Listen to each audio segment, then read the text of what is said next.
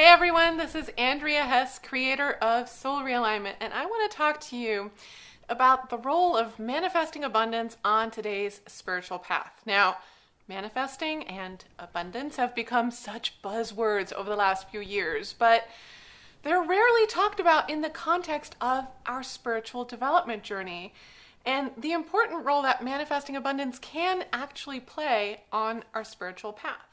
And I think this context is especially important if we've come to the point where we just roll our eyes at the words manifesting and abundance, because believe me, for the most part, I am right there with you. Now, the most important aspect of our spiritual development is, of course, shifting our self-identification from that of ego and mind to self-identification as a spiritual being. Doing this in an intellectual way, believing that we're spiritual beings. I mean, that's very, very easy. But the spiritual path is about actually experiencing ourselves as the spiritual and divine beings we are in our everyday lives. It's about letting go of everything the ego is attached to, because we are not the ego and the soul is attached to nothing. And that is much, much harder. Now, the old way of doing this was the path of renunciation. Walking away from everything that our ego uses to uphold its identity, our possessions, our family, our career, our entire place in the world. So for thousands of years, this was how people coaxed the ego into non-attachment, into surrendering its identity by creating extreme discomfort at the physical and mental levels of our experience. Well, then the only place we could seek refuge was in our spiritual identity.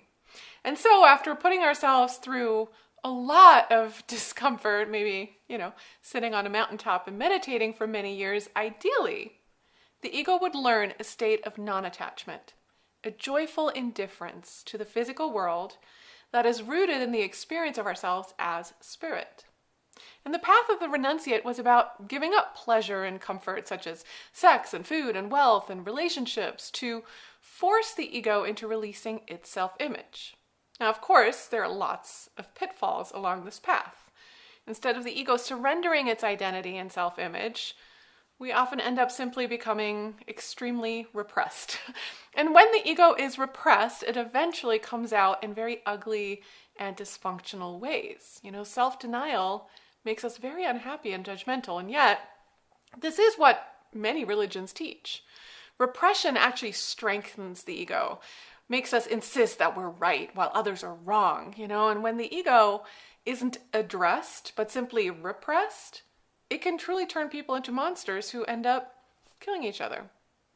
Now, the idea behind renunciation or deprivation is to shift our self-identification from mind and body to the spiritual realm, but instead, people can also just end up getting attached to a new self-image that upholds martyrdom and self-sacrifice as spiritual and good, and then upholds wealth and abundance and pleasure as unspiritual and bad, which is kind of how we got here. Now, today, a different path is available simply because we have so many more choices available to us as individuals. And it's actually the polarity, the very opposite of renunciation. It's the path of giving the ego everything at once. I know that sounds awfully self-indulgent, but let me just explain how this would work in an ideal scenario. We manifest everything our ego longs for on the material plane. We give ourselves the home, the car, the relationships, the career, the money, the travel experiences, the lifestyle of our dreams. We learn to manifest all these things for ourselves. And eventually, our lives are so epic that we cannot imagine things being any better. But along the way, the ego actually gets more and more bored with the game of setting goals and then achieving those goals. If we have enough experiences of having a vision and then making that vision our new reality, eventually, it feels like we're just playing a game of tic-tac-toe with the universe. It's boring. Because with just a little bit of attention, we always win. The whole game becomes meaningless, senseless. What is the point of playing a game that's a foregone conclusion? How dull. That would be the world's most boring movie, right? Protagonist sets a goal and then easily achieves that goal, the end. And so the ego slowly steps into non-attachment, into the same joyful indifference to the physical world, because Once you've experienced being able to create whatever you want, the whole game becomes pointless. Now, of course, there's lots of pitfalls on this path too, just like on the path of the renunciate, where the ego can get attached to deprivation. Look, I'm so good. I'm sacrificing so much for others, for my family, that sort of thing. Well, on the path of embracing abundance, the ego can get attached to comfort, to success, to winning, or even to overcoming struggle. Our whole society upholds struggle as something incredibly valuable. I mean, just look at all of our stories, whether they're in books or movies or even folklore. There's always a struggle that must be overcome. Otherwise, the story's boring. The ego loves struggle. Overcoming obstacles is often a huge part of our self-identification. And so we keep creating more of them because that way we can work hard and we can pride ourselves on all of the hurdles that we had to overcome because, we're a survivor or whatever else we tell ourselves is part of our identity. Or we can get identified with a certain salary or social status. We get identified with our roles as mom or wife or husband. I mean, the list of what we can attach to is practically endless. And on the path that embraces abundance, people also turn into monsters, using their wealth inappropriately to have power over others. So one path actually isn't better than the other. They are in perfect balance with one another. They are in polarity with each other, but they go to exactly the same place, ideally.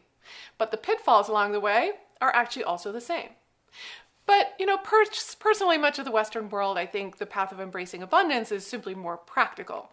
I mean, we get to be fully engaged in the world, which is why our soul bothered to incarnate in the first place. And I think it's much easier to experience our divine nature through abundance, because the universe is an infinitely abundant place. And if we are to experience our connection and oneness with the universe and spirit and each other, well, I think it's easier to do that by experiencing our abundant nature expressed into our circumstances. And while it may seem self-indulgent or even selfish to heal our ego by satisfying all of its desires, well, we're all one. And if we create abundance in our lives, then what we are contributing to that oneness is also abundance, which seems better to me than, contributing deprivation or sacrifice. But let's talk about how to avoid the pitfalls on this path, because manifesting abundance is not about getting rich. It's not. It's about getting to know your divine nature, getting to know who you are at soul level, because going outside of your soul level gifts will not create abundance on the spiritual path. So when we start manifesting abundance by expressing our soul's divine nature, that's when we start stepping out further and further onto our path of divine self-expression. We learn to leverage our divine gifts. And with every new level of abundance that we manifest, our ego actually starts trusting our divinity. We resolve negative karmic patterns. And of course, it helps to understand the soul and its divine gifts, as well as our negative karmic patterns, which is actually exactly what soul realignment is all about. But experiencing the inherent abundance of our soul's divine nature, it gives our ego the confidence to question itself. And we start disidentifying with the ego. Manifesting abundance in alignment with our divine self-expression gives us this opportunity to heal all those places within ourselves where we may feel undeserving or unloved or unsupported, by really giving ourselves everything that we've ever wanted. And so the ego feels safe to let go of what it thinks it knows about itself. And eventually, does the ego put up a bit of a fight because it's really bored with all the, ease and abundance? Yeah, it does. In fact, manifesting a life of abundance, it sounds so nice and fluffy, but it actually requires just as much discomfort as the path of renunciation. It's just a different kind of discomfort. We go through phases of egoic dissolution where we have to give up the entertainment value, the endocrine system's highs and lows of overcoming struggles or proving our worth or, whatever games our ego likes to engage in. And throughout the process of manifesting new levels of abundance, we actually step into greater non-attachment. I mean, we know we can create whatever we want. No need to be attached to any of it. That's the real value. So it's not about manipulating universal law to live a cushy life of, ease and grace that we post about on Instagram with #blessed, right? No. There are many ways on the path where we can step out of attachment to our ego's self-image only to get attached to a brand new self-image. If we're manifesting abundance without also developing an understanding of our divine nature, of who we are at soul level, well then, we're really not doing our spiritual development work at all. But we're also not doing our spiritual development work if we're just embracing concepts of abundance instead of the experience of abundance. Our soul came here for the human experience, not to develop a nice, comfortable, fluffy belief system where we talk about, we can attract whatever we want, but then we go to jobs we hate, or we stay in unfulfilling relationships, or we make ourselves choose between going on vacation and sending our kid to college, because that's more comfortable to just keep doing what we've always done. So manifesting abundance on the spiritual path means actually manifesting new and more abundant results over and over again, year after year, until, yes, we're pinching ourselves and that life can actually get that easy. Not as a concept, but as a practice, a spiritual practice. And that's when the ego can let go. So it's a different paradigm for manifesting abundance, and I hope that gives you a sense of where this path is going, because it is definitely not about getting rich. I mean, that's just giving the ego something brand new to attach to, and that is really not the point.